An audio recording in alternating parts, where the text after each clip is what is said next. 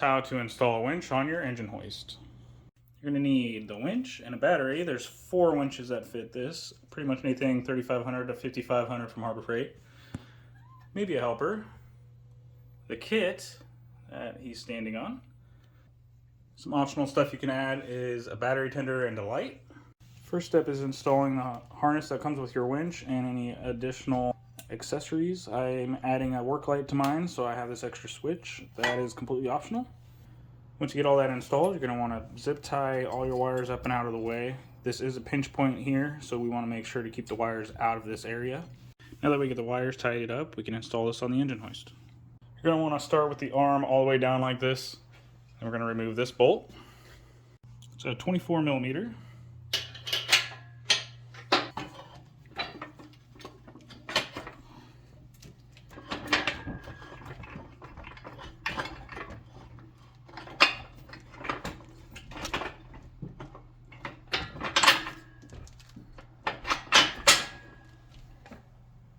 Next we'll install the winch. You're going to want to take a bit of the cable and feed it down through the hole.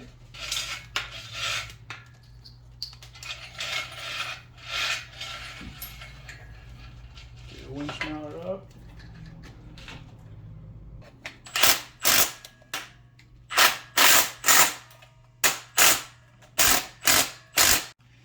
Next we're going to mount up our winch solenoid. Make sure you wire this per the instructions in your winch. One important thing to note is the red wire with the spade connector that came with the switch goes to the ignition power wire on your harness. And then you got your red and your black, that's power and ground. Those are just going to go to the power and ground terminals on your solenoid block. Now we'll slide our battery plate in here. Optionally, you can self-tap these in. I'm just going to lay it in there for now. Get our battery on there. Now we'll connect the power and the ground to the battery. Now that we got the battery connected, we can tidy up our wiring with some zip ties. Be sure to leave a little bit of slack up here on these power cables for when this arm goes up and down. One quick tip when you go to tidy up your wires and put your zip tie here, put your winch arm in the highest possible position and make sure you have slack here. That way when you let it down, or if you ever have to go all the way up with it, you have plenty of room for your wires to move. Now we'll put our pulley adapter on. That just goes under the cable. Slide it back until the notch lines up. Take your stock hook and slide that in.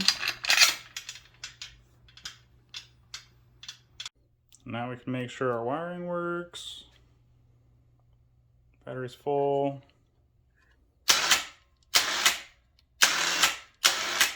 Perfect. We have a nice spot to store the controller on the other side. And that's